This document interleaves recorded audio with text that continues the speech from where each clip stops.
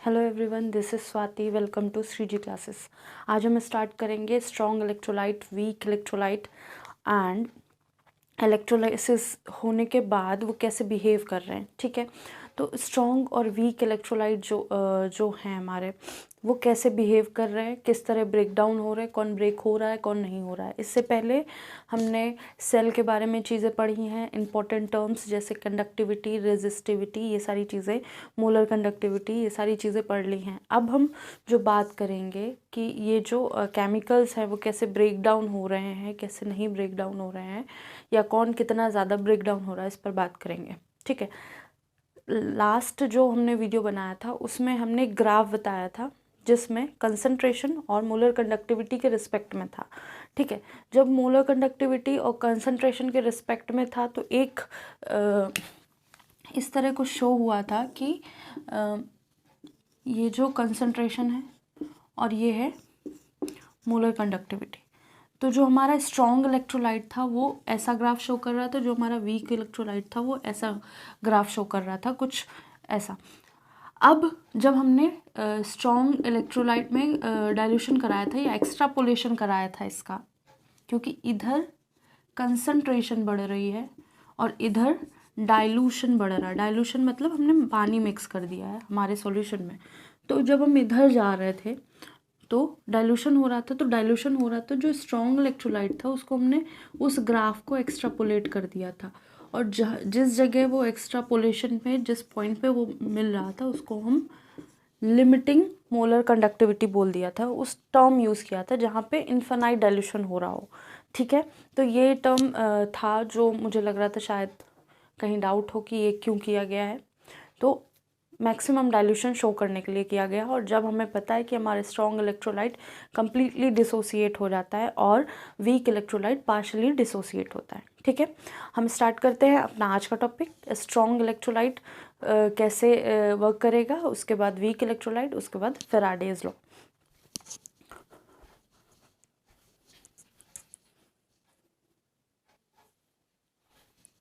तो limiting molar conductivity को हम लिख लेते हैं, क्या है, When concentration approaches to zero, जब concentration जो हमारा डाइल्यूशन जिसको बोलते हैं, डाइल्यूशन मैक्सिमम हो रहा है या इन्फिनिटी डाइल्यूशन बहुत ज़्यादा कर दिया गया हो, जब कंसंट्रेशन जो हमारा कंसंट्रेशन है अप्रोच करेगा कहाँ, ज़ीरो की तरफ अप्रोच करेगा, तो molar conductivity is known as limiting molar conductivity. जो मोलर कंडक्टिविटी होगी उसको नाम दे दिया जाएगा क्या, लिमिटिंग मोलर कंडक्टिविटी, जब कंसंट्रेशन हमारा कहाँ होगा, डाइल्यूशन कंसंट्रेशन बिल्कुल ऑलमोस्ट ज़ीरो हो जाएगा। ठीक है, अब नेक्स्ट बात करते हैं, इसका सिंबल क्या होता है। इसका सिंबल है डेल्टा नॉट एम।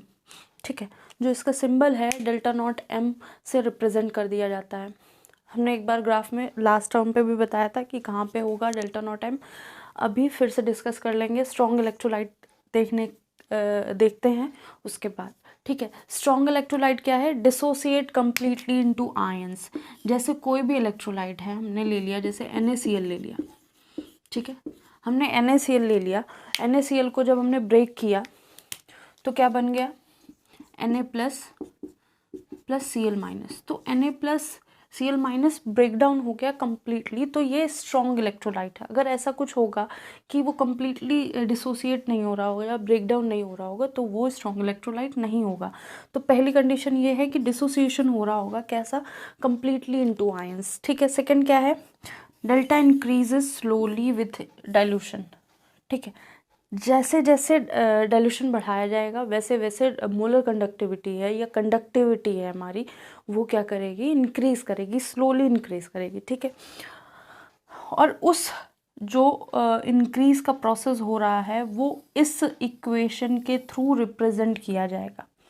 और ये क्या है, हमें पता है, मोलर कंडक्टिविटी, ये लिमिटिंग मोलर कंडक्टिविटी, और ये क्या है, कंसंट्रेशन, C की पावर 1/2 या √C भी लिख सकते हैं यहाँ पे। तो वो क्या है, कंसंट्रेशन। अब A क्या है, A जो है वो एक कांस्टेंट है, डिपेंड करता है इलेक्ट्रोलाइट का। जो हमारा सॉल्वेंट यूज़ हुआ है, सॉल्वेंट, और उसका टेम्परेचर, पर्टिकुलर टेम्परेचर लिया गया होगा, सॉल्वेंट लिया गया होगा, उसको उस जो इलेक्ट्रोलाइट लिया गया है उस पर डिपेंड करता है A। अब इलेक्ट्रोलाइट लिए गए हैं, उसमें चार्ज होंगे कैटायन एनायन, जो कैटायन एंड एनायन चार्ज होंगे उन पर ए डिपेंड करेगा, ठीक है।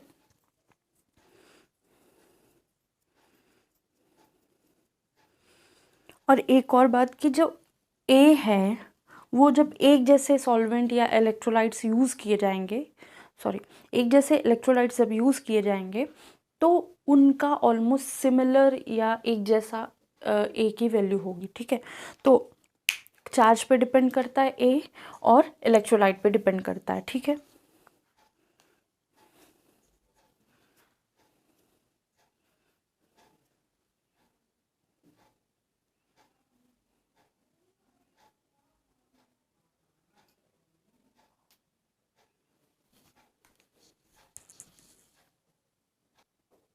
अब कोलार्ड्स थे, कोलार्ड्स ने बहुत सारे स्ट्रॉन्ग इलेक्ट्रोलाइट को एग्जामिन किया एक पर्टिकुलर टेम्परेचर पे 298 केल्विन पे। तो उन्होंने ये देखा कि जब इनको डिसोसिएट किया जा रहा है तो वो पर्टिकुलरली एक जैसे ही ब्रेक डाउन कर रहे हैं, एक टेम्परेचर पे एक जैसे ही ब्रेक डाउन हो रहा है। जैसे हमने NaCl ले लिया, NaCl ले लिया तो इसको Na, मतलब इसकी जो डेल्टा की वैल्यू थी Na+, और इनके आयंस पे ब्रेक कर जा रहा है, मतलब जो इसकी जितनी ये मोलर कंडक्टिविटी है इनके आयंस के मोलर कंडक्टिविटी के सम के बराबर होगी। तो ऐसा कुछ वो देख रहे थे, ठीक है। अब ज़रूरी नहीं है सॉरी ज़रूरी नहीं है कि ये जो NaCl है या अब हमने Ki ले लिया या ऐसे कुछ ले लिया तो इसकी मोलर कंडक्टिविटी इसके आयंस की मोलर कंडक्टिविटी के बराबर हो या नहीं हो। तो कभी कभी ऐसा होगा कि जब रिप्लेसमेंट हो रहा होगा, जैसे NaCl लिया, जैसे हमने NaOH ले लिया और HCl ले लिया, ठीक है। NaCl और HCl ले लिया, NaOH लिया, अब इसकी हमने मोलर कंडक्टिविटी देखी तो क्या होगा, Na प्लस OH-, ठीक है, ये मिली। फिर हमने HCl की ली और हमारा प्रोडक्ट क्या बन रहा है, NaCl बन रहा है, ठीक है। तो अब इसकी H+ की और प्लस Cl- की, तो हमें NaCl चाहिए ना। तो ये जो सम हो रहा था इसका हम सम करके ये निकाल ले रहे थे। तो ये सारी चीज़ें इसका जो एक डेफिनेट शो कर रही थी कि मतलब एक पर्टिकुलर तरीके से ही शो कर रही थी अपनी वैल्यूज़।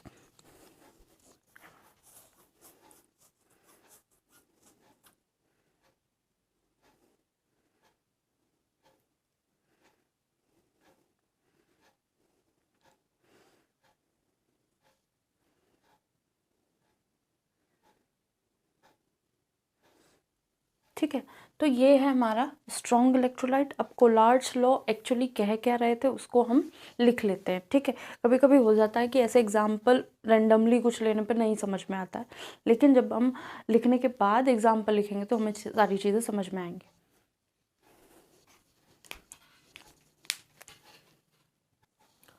तो अब कोलार्ड्स लॉ क्या कह रहे थे या कोलार्ड्स क्या कह रहे थे या कोलार्ड्स लॉ क्या था वो हम देख लेते हैं। Law states that limiting molar conductivity of an electrolyte, किसी भी मोलर इलेक्ट्रोलाइट की limiting molar conductivity can be represented as, कैसे रिप्रेजेंट करी जाएगी, sum of individual contribution of anion and cation of electrolyte. मतलब एक इलेक्ट्रोलाइट ब्रेक कर रहा है अगर, तो अपने आयंस में ब्रेक कर रहा है तो उनकी इंडिविजुअल लिमिटिंग मोलर कंडक्टिविटी के सम के बराबर होगा, ठीक है।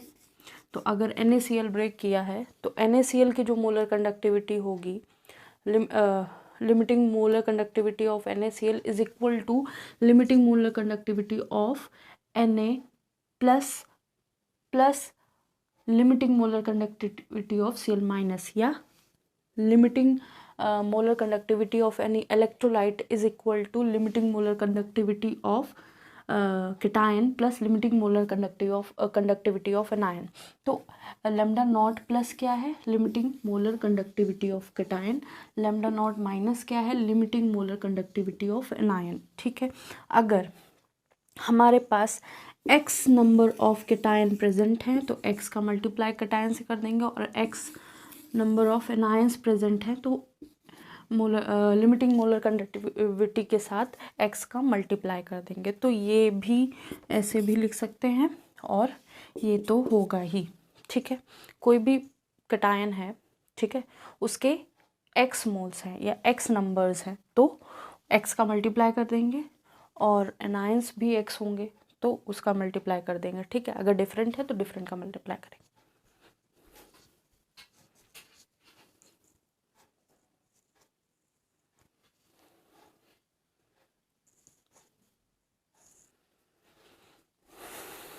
तो ये है कोलार्ड्स लॉ। कोलार्ड्स लॉ कुछ नहीं था, सिंपल सा था। हमें ये समझना था कि जो स्ट्रॉन्ग इलेक्ट्रोलाइट है वही कोलार्ड्स लॉ शो कर पाते हैं प्रॉपरली। जब वीक इलेक्ट्रोलाइट की बात करेंगे तो थोड़ा सा डिफरेंट हो जाएगा बस। तो यहाँ पे क्या बात कर रहे हैं हम, ये बात कर रहे हैं कि जो लिमिटिंग मोलर कंडक्टिविटी है किसी भी इलेक्ट्रोलाइट की, वो सम के बराबर होगा limiting molar conductivity of anion and cation. तो बस इसको लिखना, इतना समझना। इसका एग्जाम्पल ये है और इसके एग्जाम्पल आगे हम न्यूमेरिकल में करेंगे।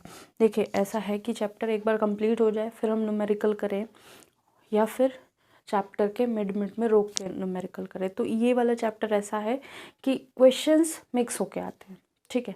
अब जब क्वेश्चन मिक्स होके आ रहे हैं तो फिर हमें एक साथ ही देखना चाहिए, क्योंकि थ्योरी एक बार कंप्लीट हो जाए फिर हम आराम से न्यूमेरिकल करेंगे। ये देखते हैं, उसके बाद हम वीक इलेक्ट्रोलाइट करेंगे।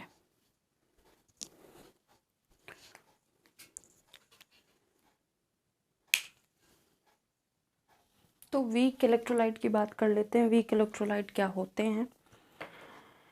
वीक इलेक्ट्रोलाइट का एग्जाम्पल एसिटिक एसिड दिया गया है एनसीईआरटी में। एसिटिक एसिड क्या है? CH3COOH, CH3COOH, ठीक है। तो ये डिसोसिएट करेगा CH3COO minus plus H plus पे, ठीक है। तो ये ऐसे डिसोसिएट करेगा। लेकिन अगर इसके 100 एटम्स हैं या सॉरी मॉलिक्यूल्स हैं तो ये 60 बन सकते हैं, ये 60 बन सकते हैं। 40 ऐसे होंगे जो अनडिसोसिएटेड होंगे या अनब्रेकेबल होंगे या ब्रेक नहीं हुए होंगे उस जगह पे, ठीक है। अब हम बात करेंगे have low degree of dissociation at high concentration. जब कंसंट्रेशन बहुत हाई होगा, जैसे हमने ग्राफ देखा था वीक और स्ट्रॉन्ग का, तो क्या था? स्ट्रॉन्ग ऐसा था और वीक कैसा था? ऐसा था। तो जब कंसंट्रेशन, ये कंसंट्रेशन टर्म था और ये लेमडा एम था, और जब एक्स्ट्रापोलेट कर रहे थे तो यहाँ कहीं वैल्यू आ रही थी, ये स्ट्रॉन्ग की बात कर रहे थे। अभी वीक की बात करेंगे। देखो वीक में उस ग्राफ को मैच करना, have low degree of dissociation at high concentration. ज़्यादा कंसंट्रेशन होगा तो डिग्री ऑफ डिसोसिएशन मतलब ब्रेक डाउन जो हो रहा होगा वो बहुत कम होगा। देखो बहुत कम हो रहा है, ठीक है, वैल्यू बहुत लो है डेल्टा एम की। फिर है डाइल्यूशन इंक्रीज किया जाएगा, ये साइन इंक्रीज का है, तो डिग्री ऑफ डिसोसिएशन इंक्रीज। अब जैसे जैसे हमने डाइल्यूशन पानी मिलाना शुरू किया वैसे वैसे हो सकता है कुछ बढ़ जाए, कुछ चीज़ें बढ़ जाएं या डिसोसिएशन बढ़ जाएगा, बढ़ेगा लेकिन स्टीपली बढ़ेगा, बहुत स्लोली बढ़ेगा, मतलब एकदम से नहीं हो जाएगा। जैसे ये है यहाँ पे लो था और जैसे डाइल्यूशन बढ़ा एकदम से बढ़ गया, ऐसा नहीं होगा, ठीक है। Delta not M can not be obtained by extrapolation. सबसे इंपॉर्टेंट पॉइंट यही है कि एक्स्ट्रापोलेशन करने पर, ग्राफ का एक्स्ट्रापोलेशन करने पर या इनफाइनाइट डाइल्यूशन करने पर वीक इलेक्ट्रोलाइट जो हैं वो डिसोसिएट नहीं करेंगे उस तरह। और अगर हमने एक्स्ट्रापोलेशन कर भी दिया तो हमें इसकी वैल्यू नहीं मिलेगी, डेल्टा नॉट एम की वैल्यू नहीं मिलेगी, चाहे हम delta not M equal to 0 कर दें, क्योंकि बहुत सारी चीज़ें हैं, जो बहुत सारे मॉलिक्यूल्स हैं जो ब्रेक डाउन ही नहीं हो रहे हैं, ये इन्फिनिटी तक ये ऐसे चला जा रहा है, पैरेलल हो जा रहा है, ठीक है। Delta not M for a weak electrolyte is obtained by using Kohlrausch's law. अब कोलार्ड्स लॉ थोड़ा सा डिफरेंट हो जाएगा यहाँ पे, ठीक है। तो delta not M for weak electrolyte is obtained by using Kohlrausch's law of independent migration of ion. Ion का स्वतंत्र माइग्रेशन, माइग्रेशन मतलब मूवमेंट, आयंस का मूवमेंट इंडिपेंडेंट हो जाएगा। वहाँ पे क्या था? आयंस का मूवमेंट इंडिपेंडेंट नहीं था, ठीक है, वहाँ पे इंडिविजुअल के सम के बराबर था, एक्सट्रापोलेशन कर दिया तो ऐसा कुछ हो रहा था। लेकिन यहाँ पे क्या है, एक आयन की बात करेंगे, ठीक है, उस आयन का जो माइग्रेशन हो रहा होगा, जैसे हमने ये ब्रेक किया, ये आयन है एक इंडिविजुअल, ये इंडिविजुअल एक आयन है, इन दोनों के इंडिविजुअली बात करेंगे, इसकी अलग बात करेंगे, इसकी अलग बात करेंगे, माइग्रेशन ऑफ आयन्स जो इंडिपेंडेंट हो गए होंगे, ठीक है, ठीक है, Kohlrausch's law of independent migration of ion, एक आयन की बात करेंगे। तो अल्फा क्या होगा, ये क्या है, डिग्री ऑफ डिसोसिएशन, अल्फा क्या है, डिग्री ऑफ डिसोसिएशन, ये वीक इलेक्ट्रोलाइट के लिए फॉर्मूला यूज़ किया जाएगा, जहाँ पे lambda M upon lambda naught M use किया जाएगा, मतलब degree of dissociation is equal to molar conductivity upon limiting molar conductivity, ठीक है। फिर ये क्या है, डिसोसिएशन कांस्टेंट है, डिसोसिएशन कांस्टेंट किसके बराबर होगा, c into alpha square upon 1 minus alpha, ये क्या है, डिसोसिएशन कांस्टेंट, c क्या है, कंसंट्रेशन, अल्फा डिसोसिएशन कांस्टेंट, ठीक है, या सॉरी डिग्री ऑफ डिसोसिएशन, ठीक है। अब अगर हम अल्फा की जगह lambda naught by lambda M by lambda not M रख दें तो क्या वैल्यूज़ आ जाएंगी, जो वैल्यू आएगी वो एक फॉर्मूला के फॉर्म में लिख सकते हैं हम इसको। तो एक बार ये देख लीजिए इसको, ये बहुत वीक इलेक्ट्रोलाइट समझने के लिए यही की पॉइंट्स है कि वीक इलेक्ट्रोलाइट क्या होगा, ठीक है। और उसके बाद इसको हम वैल्यू रखेंगे, 10 सेकेंड का टाइम देते हैं, आप स्क्रीनशॉट ले सकते हैं।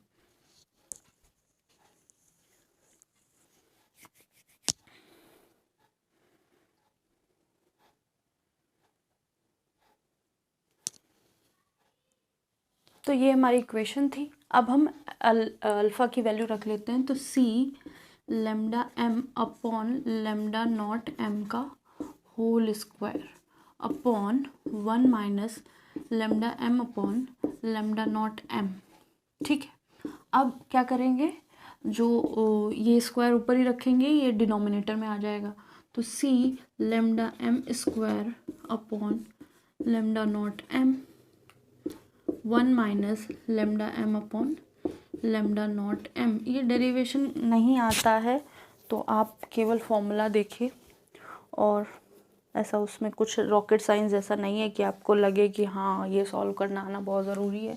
हाँ, सिंपल सा मल्टीप्लिकेशन डिवीजन यूज़ हुआ है वो हम कर सकते हैं। अब हमने क्या किया, इससे एलसीएम ले लिया, तो C lambda M square upon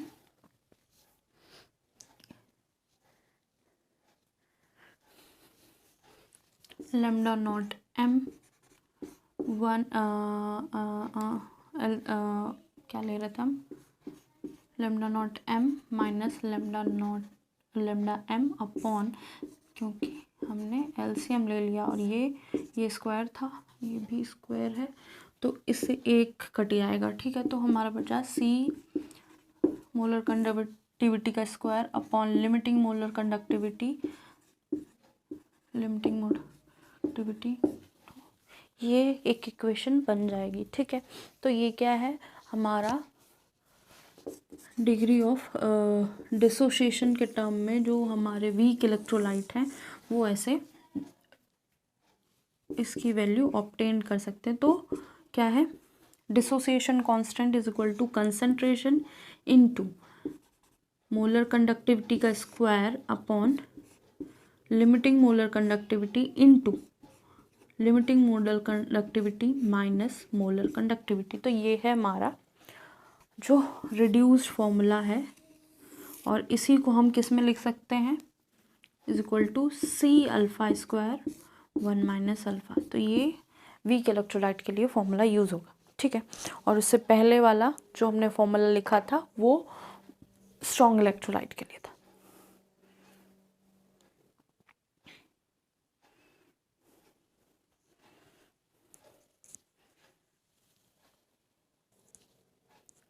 तो एप्लीकेशन ऑफ कोलार्ड्स लॉ क्या था कि इस लॉ से हम कैलकुलेट कर सकते हैं, क्या कैलकुलेट कर सकते हैं, किसी भी इलेक्ट्रोलाइट की डेल्टा नॉट एम हम कैलकुलेट कर सकते हैं जिसमें इंडिविजुअल आयंस की जो डेल्टा नॉट होगी उससे, ठीक है।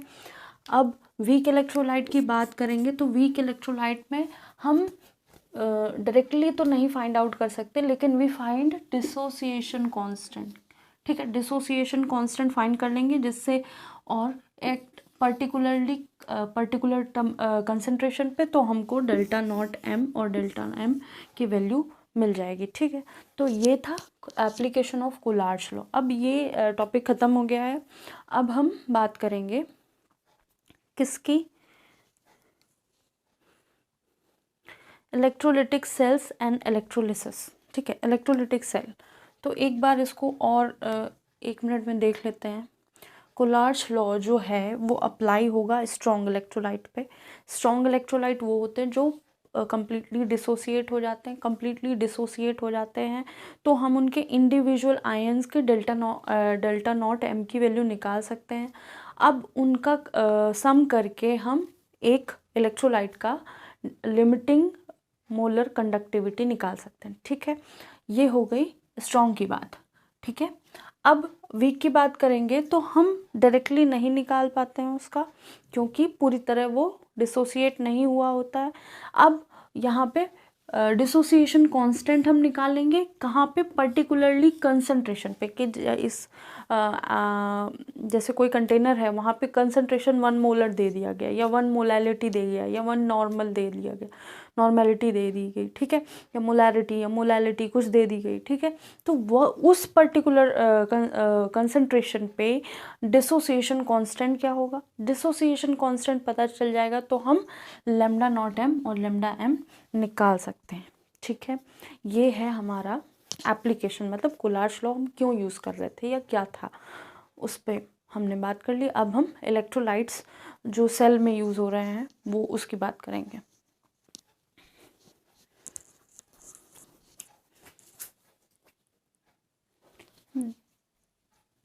देखिए, जो इलेक्ट्रोलिटिक सेल है वो एक सेल हम लगाते हैं जब हम किसी केमिकल रिएक्शन को कराना चाहते हैं, ठीक है। किसी केमिकल रिएक्शन को कराना चाहते हैं तो हम एक तरफ एनोड ले लेते हैं, एक तरफ कैथोड ले लेते हैं, और फिर हम एक सेल वहाँ लगा देते हैं, सेल या बैटरी लगा देते हैं, ठीक है। तो एक इलेक्ट्रोलिटिक सेल को हम कुछ एनर्जी देते हैं रिएक्ट करने के लिए, ठीक है। ऐसे जब कुछ हो रहा होगा तो हम क्या कर रहे होंगे, एक तरफ एनोड लगा रहे होंगे, एक तरफ कैथोड। तो इसमें कुछ लिखने वाला कुछ नहीं, इससे डायरेक्ट क्वेश्चन कुछ नहीं आता, बस समझने वाली चीज़ है, ठीक है। तो जब हमने हमने लिया 2 कंटेनर लिए, यहाँ पे हमने एक रॉड लगाई और यहाँ पे एक रॉड लगाई, ठीक है। अगर यहाँ पे हमने बैटरी लगा दी एक, ठीक है, ये बैटरी लगी हुई है और ये सॉल्ट ब्रिज है, पहले देख चुके थे। सॉल्ट ब्रिज होगा तभी आयंस का जो न्यूट्रलिटी मेंटेन रहेगी, मतलब आयंस का जो चार्ज जो है मेंटेन रहेगा, पोटेंशियल डिफरेंस, ठीक है। अब क्या किया, जब यहाँ क्या होगा, एनोड होगा और यहाँ क्या होगा, कैथोड होगा, ठीक है। जब एनोड एंड कैथोड होंगे तो एनोड में क्या हो रहा होगा, एनोड में कुछ ऐसा हो रहा होगा कि जो हमारा कॉपर है वो ब्रेक डाउन हो रहा होगा, copper into Cu2 plus 2 electron, क्योंकि एनोड में क्या हो रहा है, ऑक्सीडेशन हो रहा है, ऑक्सीडेशन स्टेट का इंक्रीज हो रहा है, ठीक है। यहाँ पे 0 ऑक्सीडेशन स्टेट है, यहाँ +2, ठीक है। कैथोड में क्या हो रहा है, कैथोड में रिडक्शन हो रहा है, मतलब Cu2 प्लस इलेक्ट्रॉन्स को लेकर 2 इलेक्ट्रॉन्स को लेकर क्या बना रहा है, कॉपर बना रहा है। तो ये प्रोसेस को समझने का एक टॉपिक अलग से दे दिया गया है, इलेक्ट्रोलिटिक सेल, ठीक है, एंड इलेक्ट्रोलिसिस। तो इसमें हो क्या रहा होगा, तो यहाँ पे पहली चीज़ एक्सटर्नल वोल्टेज ही दिया जाएगा इस रिएक्शन में, ठीक है, जिसकी वजह से रिएक्शन अकर हो रही होगी, ठीक है।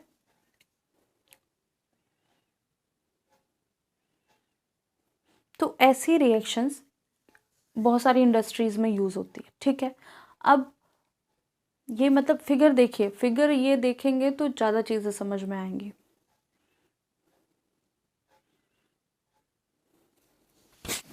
अब हमने कुछ वोल्टेज प्रोवाइड किया गया, कहाँ पे, कॉपर जो डिप है किसमें, कॉपर सल्फेट में, CuSO4 में, ठीक है। ये भी ऐसे ही डिप है कॉपर सल्फेट में। तो जब ये अगर एनोड की तरह वर्क करेगा तो क्या कर रहा हो, कैथोड की तरह वर्क करेगा तो क्या कर रहा हो। अब देखिए ये, अब जब हम इसकी बात करेंगे तब हम देखिए एक ही जैसा नहीं होगा, यहाँ पे जिंक हो सकता है, यहाँ कॉपर हो सकता है, कॉपर दोनों साइड लेंगे तो रिएक्शन ही नहीं करेगा, ठीक है।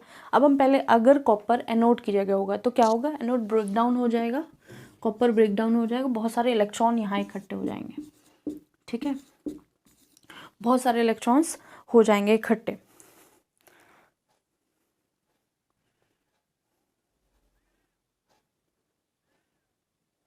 तो यहाँ पे कॉपर एक तरह से डिसॉल्व हो रहा है। अगर हमारा इसका थिकनेस कुछ है तो यहाँ पे एक तरह से कॉपर ब्रेक डाउन कर रहा है, कॉपर ब्रेक डाउन करके डिसॉल्व कर रहा है, इसमें ऑक्सीडाइज कर रहा है, डिसॉल्व हो रहा है। किस में डिसॉल्व हो रहा है, अपने जो उसका इलेक्ट्रोलाइट उसके अंदर भरा हुआ है उसके अंदर, ठीक है। अब अगर कॉपर कैथोड के साइड हमने ले लिया, ठीक है, अब ये चीज़, अब इसकी बात सुनते हैं। तो कॉपर यहाँ क्या है, ये एक सेल नहीं है। अगर कॉपर को हम यहाँ रखते हैं, अगर हम कॉपर को यहाँ रखते हैं, ये बात हो रही है, एक साथ नहीं है, ठीक है। तो अगर हम कॉपर को कैथोड की जगह रखते हैं तो यहाँ पे भी CuSO4 है। यहाँ क्या कर रहा होगा, यहाँ पे इलेक्ट्रॉन्स यहाँ से आ रहे होंगे, सॉरी यहाँ से आ रहे होंगे, इलेक्ट्रॉन्स आ रहे हैं, इलेक्ट्रॉन्स आ रहे हैं तो यहाँ पे बहुत सारे इलेक्ट्रॉन्स हैं। अब कॉपर Cu2+ बहुत सारी अमाउंट में है, यहाँ पे कॉपर 2+ बहुत सारी अमाउंट में है, तो जो इलेक्ट्रॉन्स हैं वो यहाँ पे मिल रहे हैं, इलेक्ट्रॉन्स यहाँ पे कॉपर के साथ मिलके यहाँ पे डिपॉजिट हो रहे हैं, ठीक है। तो जब कॉपर के इस प्लेट के ऊपर यहाँ पे डिपॉजिट हो रहे हैं जो न्यू कॉपर आयंस हैं, ठीक है, जो न्यू कॉपर आयंस हैं वो इलेक्ट्रॉन के साथ मिलके कॉपर बना रहे हैं और ये कैथोड के ऊपर डिपॉजिट हो जा रहे हैं, तो ये थोड़ा थिक होता जाएगा कैथोड पे, ठीक है। तो ये प्रोसेस हम यूज़ करते हैं, किसके लिए यूज़ करते हैं, जब हमें प्योर कॉपर हमें फाइंड आउट करना होता है फ्रॉम इम्प्योर, ठीक है, इम्प्योर से प्योर कॉपर फाइंड आउट करने के लिए हम ये प्रोसेस यूज़ करते हैं। तो ये था हमारा इलेक्ट्रोलिटिक सेल, ठीक है। ना समझ में आई हुई ये चीज़ तो दोबारा से इसका एक अलग से वीडियो बना देंगे, क्योंकि ये इलेक्ट्रो रिफाइनिंग में पढ़ाया जाता है अलग से, ठीक है। यहाँ पे इतनी ही ज़रूरत थी तो हम इतना ही समझते हैं। कॉपर ब्रेक डाउन करेगा, अगर एनोड में है तो वो 2 इलेक्ट्रॉन्स देगा और Cu2+ में ब्रेक डाउन करेगा, डिसॉल्व कर जाएगा, ऑक्सीडाइज कर जाएगा। अगर कॉपर कैथोड बना रहा है तो कॉपर क्या होगा, Cu2+ में होगा, वो रिड्यूस हो जाएगा, वो इलेक्ट्रॉन गेन कर लेगा और डिपॉजिट हो जाएगा कॉपर बना के कैथोड के ऊपर। ये बात हो गई इलेक्ट्रोलिटिक सेल की, ठीक है। तो ऐसे बहुत सारी रिएक्शन हो रही होंगी और ये हम नेक्स्ट टॉपिक में इसकी थोड़ी और चीज़ें भी पढ़ेंगे। अब हम फैराडे लॉ की बात करते थे, तो माइकल फैराडे थे, ठीक है। तो माइकल फैराडे ने 2 लॉ दिए थे। अब 2 लॉ दिए थे, उनके बेसिस पे एक फॉर्मूला था और F की वैल्यू जो माइकल फैराडे कांस्टेंट है उसकी वैल्यू बताई थी, ठीक है।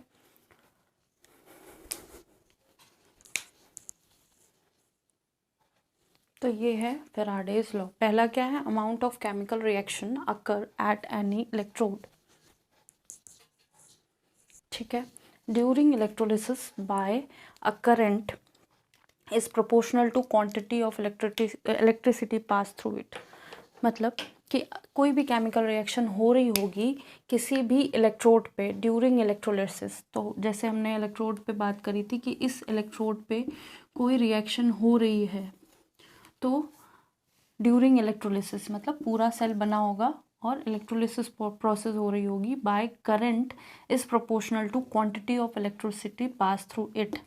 मतलब जो करंट होगा वो प्रोपोर्शनल होगा जो उससे इलेक्ट्रिसिटी पास हो रही होगी। तो इलेक्ट्रिसिटी पास कैसे हो रही होगी, चार्ज के फॉर्म में, charge is directly proportional to I हो जाएगा एट टेम्परेचर पे, एट एनी टाइम, ठीक है। कितने टाइम पे, कितने सेकंड में कितना चार्ज जा रहा है, ठीक है, उसके प्रोपोर्शनल होगा, ठीक है। सेकेंड लॉ क्या है, amount of different substance liberated by same quantity of electricity passing through the electrolytic solution are proportional to chemical equivalent weight. जो अमाउंट होगी डिफरेंट सब्सटेंस की, मतलब अब हमेशा कॉपर तो लिया नहीं जाएगा, हमेशा जिंक तो लिया नहीं जाएगा, डिफरेंट डिफरेंट टाइप के सब्सटेंस लिए जाएंगे। जो डिफरेंट डिफरेंट टाइप्स के सब्सटेंस लिए जाएंगे तो उनकी quantity, passing of electricity pass करने की जो क्वांटिटी होगी, amount of different substance liberate by same quantity of electricity, तो उन पे सेम क्वांटिटी ऑफ इलेक्ट्रिसिटी अगर हम पास करेंगे थ्रू इलेक्ट्रोलिटिक सॉल्यूशन, कोई इलेक्ट्रोलिटिक सॉल्यूशन को, जो सॉल्यूशन हम भरते थे उसमें आयंस था, उसकी वजह से करंट पास हो रहा था, are proportional to chemical equivalent weight, जो मतलब उनका वेट होगा उनके बराबर होगा। अब amount of different substance liberate by same quantity, मतलब डिफरेंट डिफरेंट टाइप के इलेक्ट्रोड ले लिए हमने, सब में डिफरेंट सेम करंट पास किया। जब सेम करंट पास करेंगे तो electrolytic solution are proportional to, जो इलेक्ट्रोलिटिक सॉल्यूशन होगा वो प्रोपोर्शनल होगा किसके, केमिकल इक्विवेलेंट वेट के, जो इनका वेट होगा, इक्विवेलेंट वेट होगा उसके बराबर होगा, ठीक है।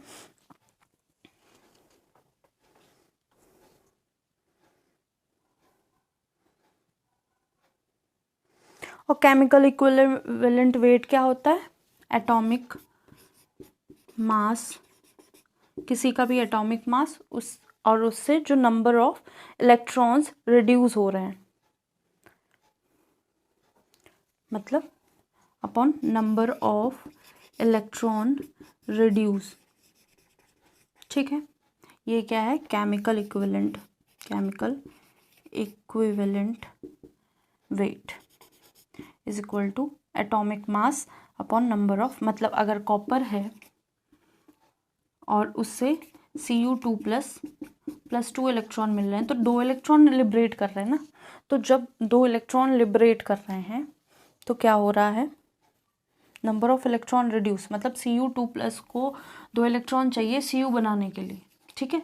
तो यहाँ पे क्या होगा, एटॉमिक मास, जो भी मास होगा कॉपर का, अपॉन 2 से डिवाइड कर देंगे तो ये केमिकल इक्विवेलेंट वेट आ जाएगा, किसका, कॉपर का। ऐसे ही सबके साथ करेंगे, अगर 6 इलेक्ट्रॉन वो हो रहे हैं, रिड्यूस हो रहे हैं तो 6 की बात करेंगे, 2 हो रहे हैं तो 2, 1 हो रहा है तो 1, ठीक है। अब हम बात करेंगे जो F की वैल्यू है वो कैसे आई है, ठीक है। तो ये लॉ कुछ नहीं है, बस याद करना, कभी कभी पूछ लिए जाते हैं फैराडे लॉ क्या होता है तो हम बता देते हैं, और इसको लिख सकते हैं Q is equal to I into T, ठीक है। बस 5 मिनट का और बचा है, फिर हम ये क्लास ख़त्म करेंगे। तो यहाँ पे जो F की वैल्यू है, F की जो वैल्यू है उसको कैसे फाइंड आउट किया गया है, तो पहले ये समझ लेते हैं। Q is equal to I T, मतलब चार्ज, अब इतना चार्ज मूव कर रहा होगा इतने करंट पे इन टी टाइम, मतलब इसका एसआई यूनिट क्या है, चार्ज का एसआई यूनिट कूलॉम है, करंट का एसआई यूनिट क्या है, एम्पियर है, टाइम का सेकंड है, मतलब Q is equal to I T use किया जाएगा जब कभी चार्ज दिया हो तो हम करंट निकाल सकते हैं, और टाइम दिया हो तो, मतलब तीनों में से कोई एक वैल्यू दे रखी होगी तो हम इसके से बता सकते हैं कितना चार्ज दिया गया है। अब अगर हम F की वैल्यू फाइंड आउट करते हैं तो F की वैल्यू फाइंड आउट करने के लिए एक हमने एग्जांपल लिया है कि अगर एग्जांपल 1 मोल और 1 मोल कोई चार्ज सब्सटेंस ले लिया, ठीक है, 1 मोल चार्ज सब्सटेंस ले लिया, ठीक है।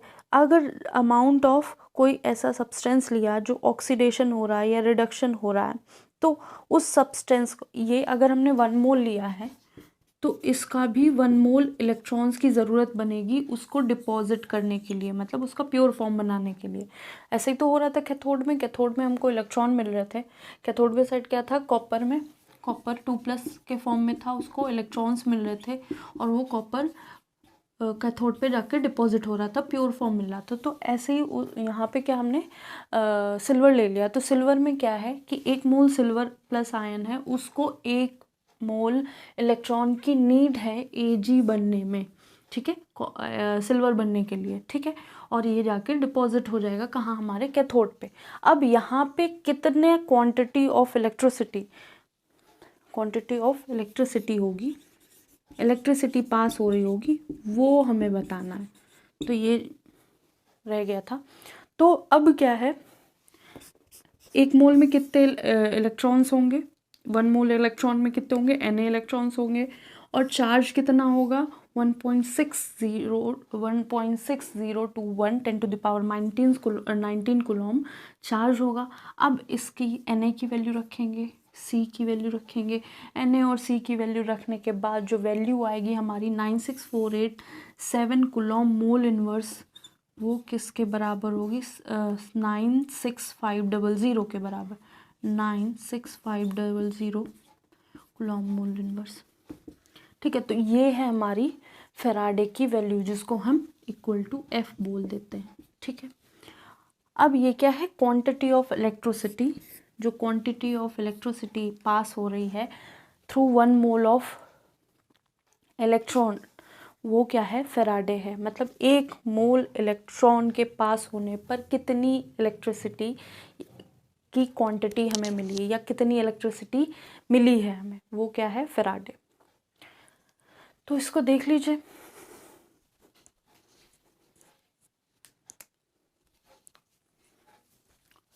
अब इसमें ज़्यादा कुछ नहीं है, ठीक है। अब जो भी है सेल का फॉर्म है, इसके बाद सेल कैसे बन रहा है, ठीक है।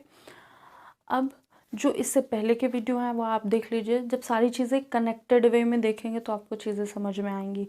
ये ऐसे एक वीडियो देखने से कुछ नहीं समझ में आएगा कि हम यहाँ जंप कर गए सीधे तो आ गया, नहीं। आप पहले से देखते आएंगे तो आपको सारी चीज़ें समझ में आएंगी, ठीक है।